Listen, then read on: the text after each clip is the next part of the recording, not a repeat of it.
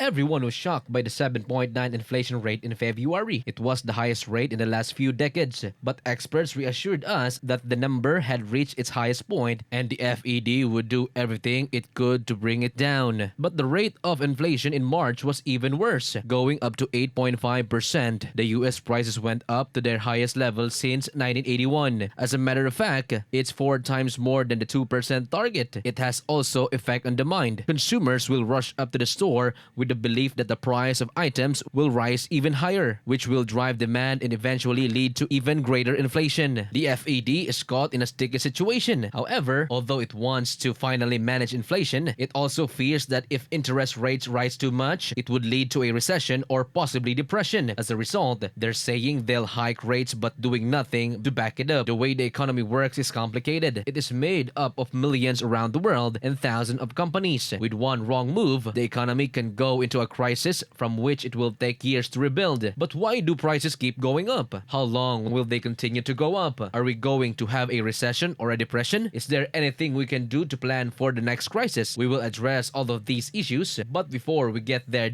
let's start by giving this video a thumbs up. Rising oil costs are one of the key factors behind rising prices. The invasion of Ukraine by Russia has sent ripple effects around the world and caused the prices of oil to go up by a lot. When oil prices hit negative 37 in 2020, it was a sign that oil was about to run out. Demand for fossil fuels started to drop as the popularity of alternative energy sources increased and people remained locked up in their homes. Since 2018, experts have been warning us that the world will no longer rely on oil over the next 15 to 20 years. However, oil is now worth more than $100 in 2022. When a major oil producer gets involved in a conflict, oil prices go up. Since oil is used to move everything around the world, prices go up everywhere. So, as long as the conflict in Ukraine lasts, price will keep going up. Even though Russia is the largest country in the world, its economy is about the same size as South Korea's, exporting natural resources its main source of income, which is both blessing and curse. Russia makes about 12% of the world's oil and exports about the same amount. However, it is the world's largest supplier of natural gas, making up 14% of total supplies. In the EU, Russia contributes for around 45% of gas imports and 40%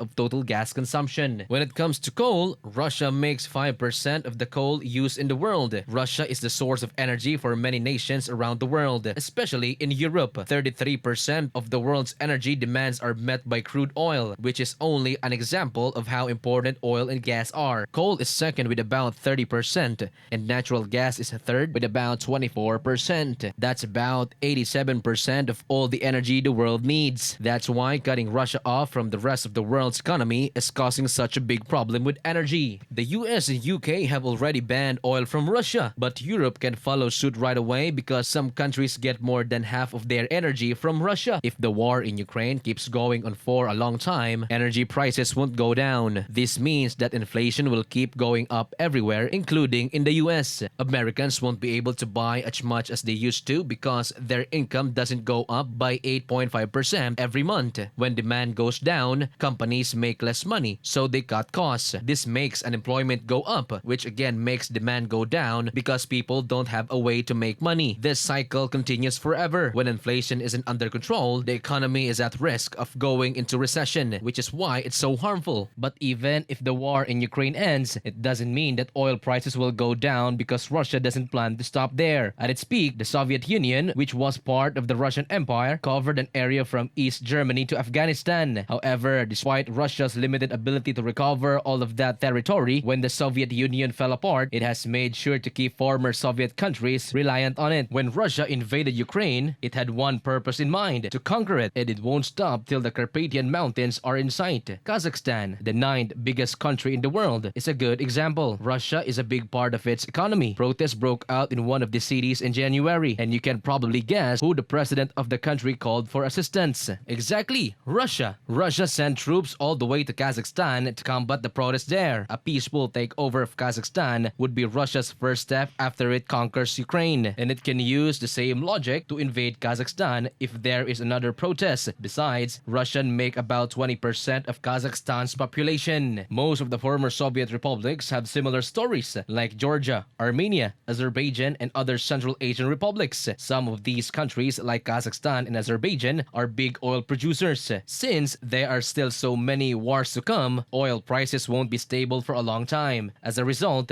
the United States has imposed the most severe sanctions on Russia in order to deplete its economic resources and prevent it from initiating another conflict. Moreover, the inevitable invasion of Taiwan might lead costs to skyrocket. Taiwan is a major electronics producer, while China is the largest supplier of computer chips. Already, there aren't enough computer chips for everyone. This is why you can't buy a PlayStation 5, for example, and why graphic cards now cost more than cars. If China invades Taiwan and the US puts sanctions on the world's second largest economy, which may soon become the world's largest economy, a shortage of chips will cause the world to experience inflation like it has never seen before. An excellent YouTube video by Johnny Harris discusses why China will eventually take over Taiwan. If you want to learn more about the conflict, you should go and watch it. China is so determined to take over Taiwan that it forced the US to stop recognizing Taiwan. It may not happen this year or next, but it will happen eventually. High oil costs and shortages of wet and semiconductors have experts expecting a stagflation. When prices keep increasing but economic growth slows and unemployment remains high, that's the worst thing that could happen. While we can speculate endlessly about what might happen in the future, only time will tell how things will turn out. The Ukrainian conflict may cause Russia to rethink its invasion plans, or China to reconsider its plans to conquer Taiwan. All of these are possible outcomes. What we're facing now is unlike anything we ever seen before. On top of all this, the FED can keep interest rates low because inflation is already getting out of hand. There are several factors that might trigger a recession, including too much debt, as was the case in Europe during 2008 financial crisis, asset bubbles, such as the dot-com bubble, or sudden economic shock, such as the pandemic that hit the world in 2020 and forced everyone to stay inside, to name a few. The next recession appears to have all three factors. The problem is that no one knows how to brace for this crisis. The stock market in a bubble, and the FED might make them fall. Higher mortgage rates are making people less likely to buy homes, which could cause the housing market to collapse. On top of all this, inflation may never end, which will continually make the dollar worthless. So, what do you think? What do you do with your money? Invest in stocks? Or why not acquire a mortgage rate of 5 or 6%? Thanks for watching, and we'll see you in the next video.